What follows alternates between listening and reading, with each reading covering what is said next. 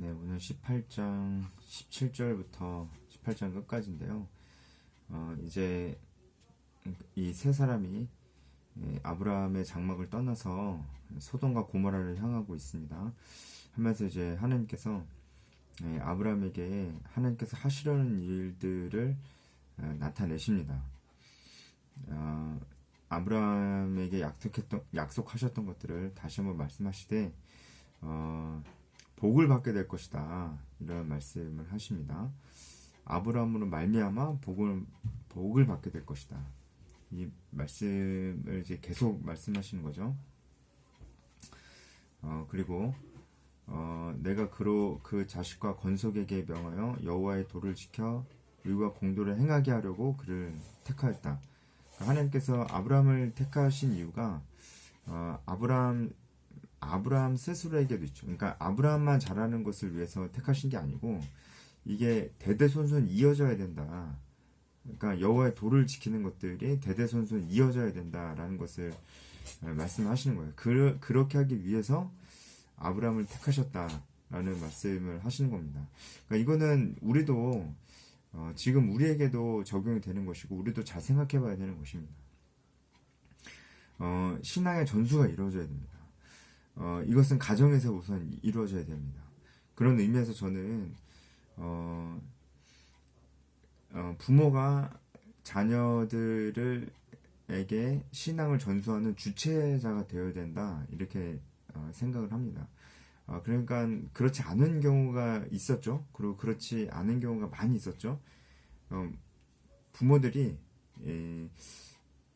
자녀들의 신앙 교육에 있어서 주체자가 되지 못하고 자녀들의 신앙 교육을 교회에게 의탁하고 이제 부모 스스로는 그 신앙 교육에 있어서 서포터가 되어버리는, 주체자가 아니고 서포터가 되어버리는 그런 경우가 아주 많이 있었습니다.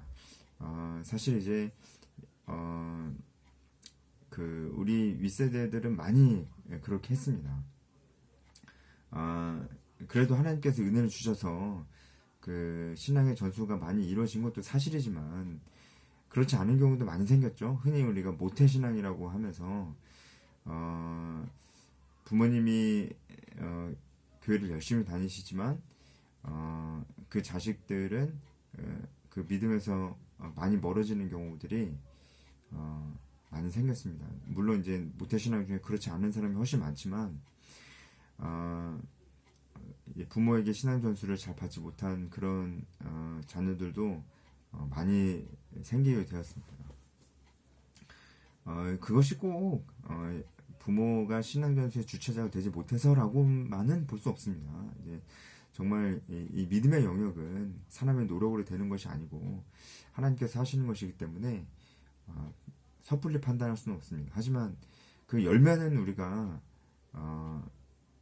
우리에게 달린 것이 아니고 하나님께 달린 것이고 그 원인이, 정확한 원인이 무엇이냐 우리는 알 수는 없지만 우리가 해야 될 일이 분명하다는 것은 우리가 또 그것은 분명히 알 수 있습니다. 우리가 해야 될 일은 바로 하나님께서 아브라함에게 말씀하셨듯이 그 자식과 건속에게, 그러니까 대대손손 이 신앙들이 여호와의 도를 지키고 의와 공도를 행하는 이 일들이 대대손손 계속해서 이루어져야 된다.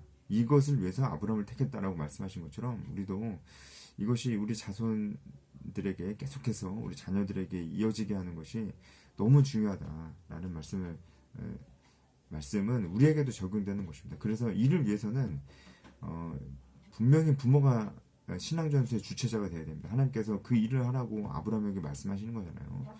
그러니까 우리도 부모가 그 일에 대해서 주체자가 되고 그 중요한 일을 교회에게 의탁해서는 안 되겠습니다. 물론 교회가 필요 없다는 얘기가 아니고 오히려 교회가 서포터가 되어줘야 되고 부모가 주체자가 되어야 된다는 것입니다. 그러기 위해서는 누가 중요하겠어요? 부모가 중요하죠. 결국은 부모가 신앙에 있어서 언제나 깨어 있어야 되고 그 부모가 신앙의 수준이 꽤 있어야 됩니다. 그래야 전수를 할 수가 있겠죠. 뭐 그냥 하나님 계셔, 그런 줄 알아, 이렇게 얘기하는 것도 신앙의 전수가 아니라고는 볼 수 없겠지만 아이가 크면서 여러 가지 궁금증도 생기고 거기에 대해서 부모가 답을 해줘야 되잖아요. 그런 의미에서 부모도 계속해서 말씀을 배우고 신앙 안에서 성장해야 되고 부모의 영적 수준이 너무 중요하다라는 것들을 우리가 또 생각해 보게 됩니다. 또한 이 일은 가정에서만 일어나는 것이 아니고 제가 말씀드린 것은 이제 여호와의 도를 지키고 의와 공도를 행하게 하는 이 일들이 하나님께서 아브라함을 통해서 하시려고 하는 일들인데 대대손손 이런 일들이 이루어져야 된다라고 말씀하시는 건데 이것이 우리 현대 우리에게 적용했을 때 우리의 가정에서도 마찬가지로 아브라함의 가정처럼 이렇게 대대손손 우리에게도 신앙이 전수돼야 된다. 그것이 중요하다는 말씀을 지금까지 드렸는데 동시에 또 무엇이 중요하냐면 이런 일이 가정에서만 일어나는 것이 아니고 우리가 속한 신앙의 공동체에서 일어나야 됩니다. 그리고 우리가 속한 신앙의 공동체에서 누군가는 아브라함과 같은 일을 해줘야 된다는 거죠. 그러니까 신앙을 전수하고 여호와의 도를 지키게 하고 그 의와 공도를 행하게끔 하는 그런 일들을 이 교회 공동체 안에서 누군가 행해야 됩니다. 이게 바로 제자화예요, 제자화.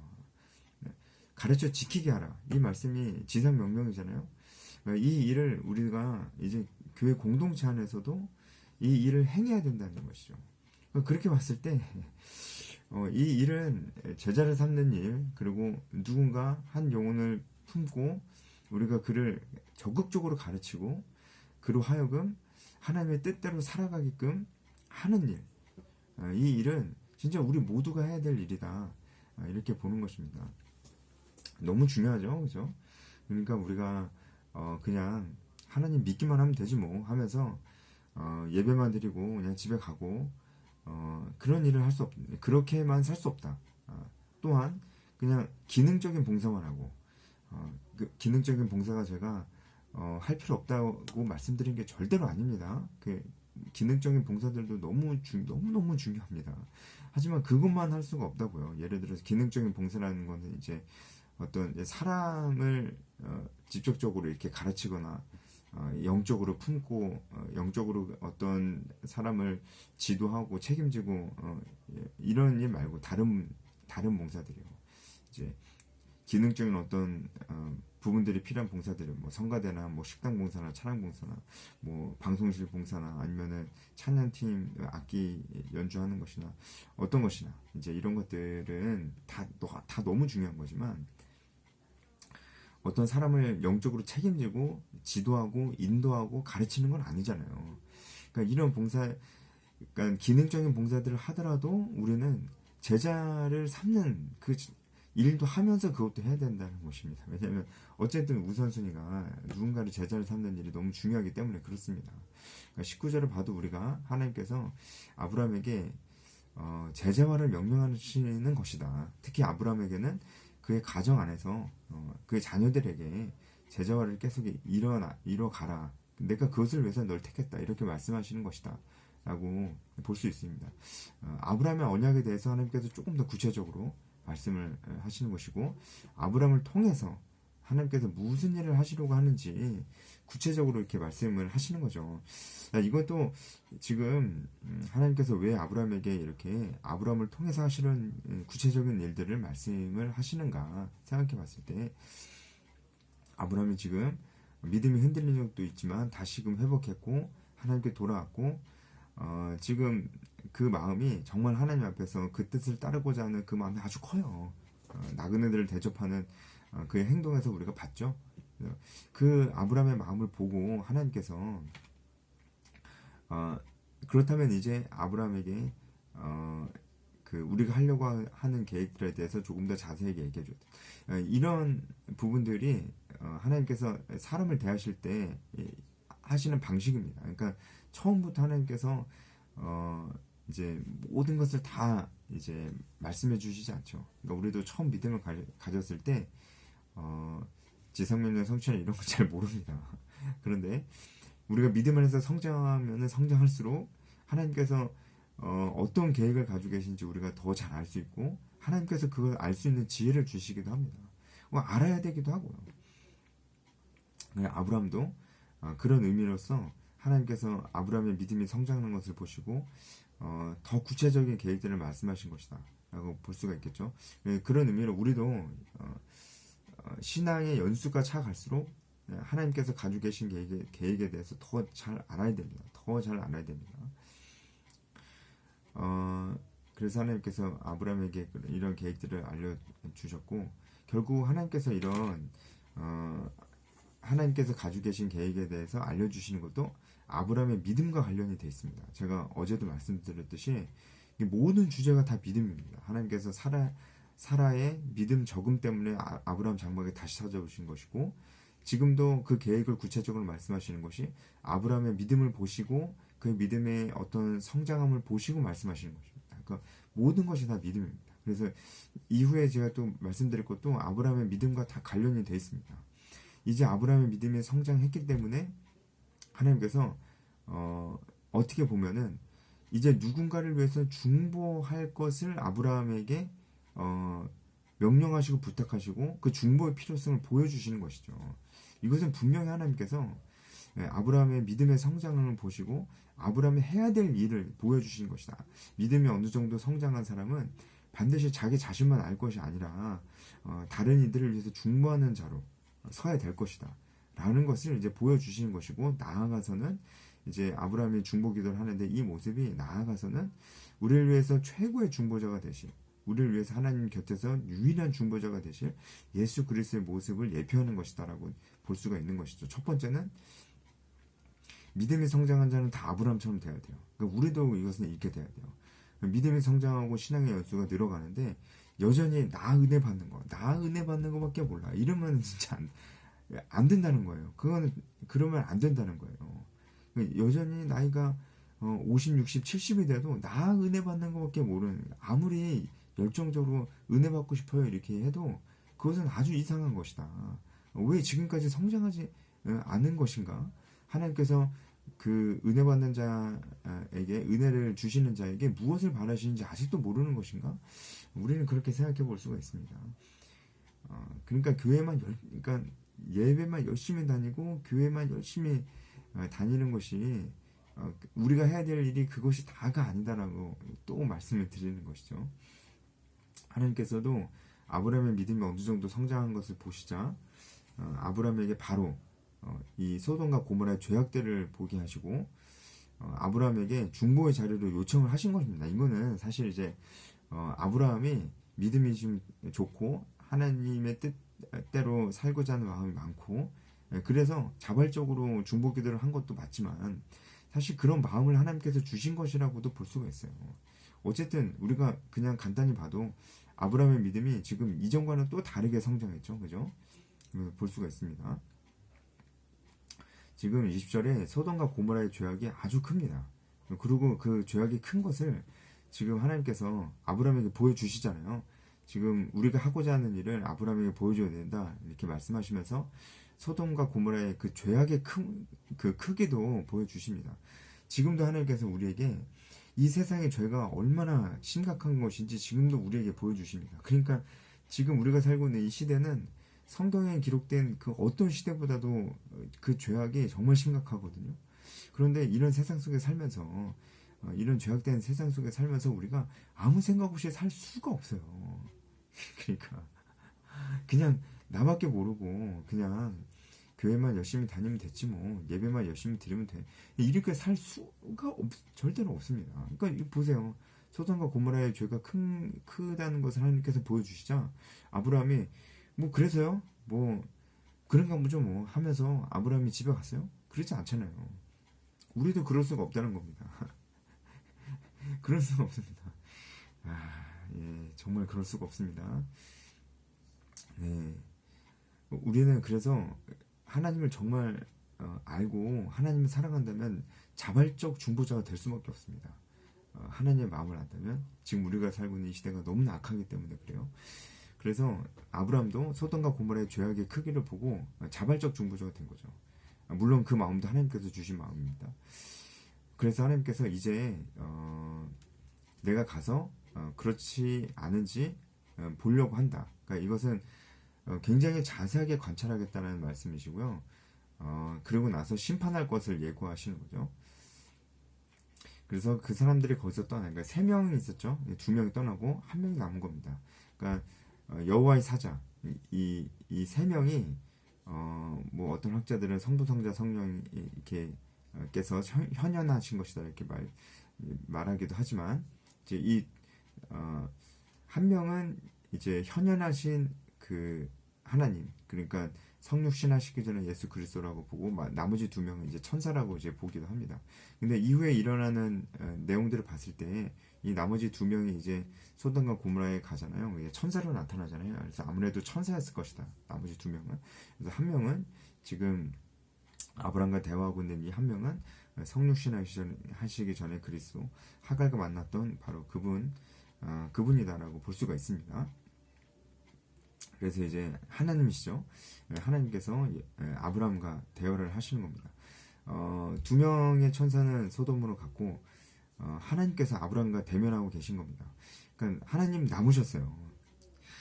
왜 그러셨겠어요? 이게 약간 아브라함이 어떤 반응을 보일지 기다리는 것 같은 그런 느낌을 주고, 원어적으로 봐도 하나님께서 아브라함의 반응을 지켜보시는 것 같은 그런 뉘앙스를 원어를 봐도 그렇게 봅니다. 그러니까 하나님께서 이 모든 계획을 말씀하여 주시고 소돔과 고모라의 계획을 보여주셨는데, 그럼 너는 이제 어떻게 할 거니? 이렇게 말씀하시는 것 같은 거죠. 이제 이런 것은 지금도 하나님께서 우리에게 동일하게 말씀하고 계신다라고 봐요.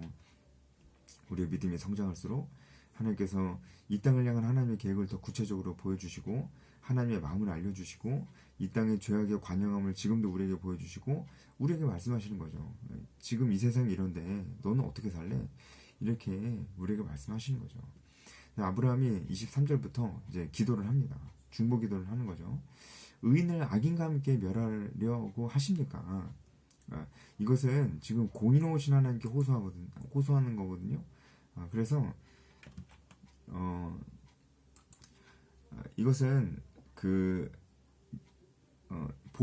굉장히 복음적인 것입니다. 이제 예수 그리스도가 우리를 위해서 대속해서 죽으셨다는 것과 함께 아울러서 우리가 좀 23절 이하는 좀 생각해 볼 필요가 있어요. 의인을 악인과 함께 멸하는 건 안 되죠. 그것은 공평한, 공의로운 것이 아닌 거죠. 그렇죠? 그래서 아브라함이 이렇게 얘기를 하는 거고요. 그 성중에 이제 50명 있을지라도 멸하시려고 합니까? 25절에 주께서 이같이 하사 의인을 악인과 함께 죽이시면 부당하다. 이렇게 부당하다. 악인을 같이 의인과 악인을 같이 하심도 부당하다. 세상을 심판하시는 이가 정의를 행하실 것이 아니니까. 이게 아브라함이 얘기하는데 다 아주 정확하게 맞는 말입니다. 지금 굉장히 법률적인 용어를 써가면서 아브라함이 하나님께 말씀을 드리고 있어요. 이것은 하나님께서 심판자라는 것을 아브라함이 인정하는 것과 자신의 신앙의 고백을 하는 것이기도 하고요. 그리고 하나님의 공의에 호소하는 것이기도 합니다. 하나님의 공의는 의인을 악인과 함께 죽이면 안 됩니다. 그래서 의인 한 명만 있어도 모든 악인들이 살 수 있다는 것에 정당성을 부여하는 겁니다. 여러분 어떤 생각이 드십니까? 의인 한 명 때문에 모든 악인들이 살 수 있는 것. 바로 유일한 의인 되신 예수 그리스도 때문에 우리 모두가 살 수 있게 되었습니다. 즉 예수 그리스도의 필요성을 우리에게 말씀하고 계신 거고요. 예수 그리스도에 대해서 예표하고 있는 그런 기도다라고 할 수가 있습니다. 그래서 이제 계속 아브라함이 50명에서 45명, 그래서 또 점점 그 명수를 줄여가면서 하나님께 똑같은 말을 이제 반복해서 물어보는데, 이것이 하나님과 마치 딜하려고 하는 것이냐 이런 뉘앙스를 줄 수 있는데 그런 건 아니고, 아브라함이 점점 자신이 없어지는 것 같은 그런 분위기입니다. 원어를 보면은 아브라함이 50명이면은 괜찮죠? 근데 50명이 없을 것 같아요. 45명이면 어떨까요? 근데 45명도 없을 것 같아요. 주님 노하지 마십시오. 거기서 30명 찾으시면 멸하지 않으실 거죠.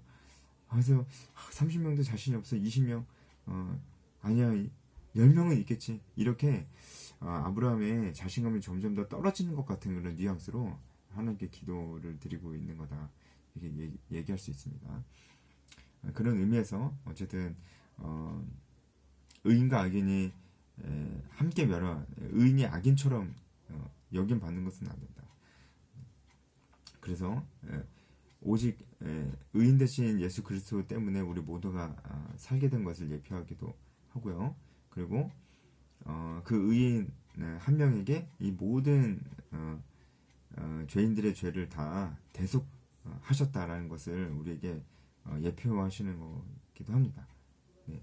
아브라함의 기도는 여기서 마쳤지만 이제 그래서 결국 소돔과 고모라는 멸망하게 되었지만 우리는 예수 그리스도로 인해서 멸망하지 않고 새 생명을 영원한 생명을 얻게 되었죠.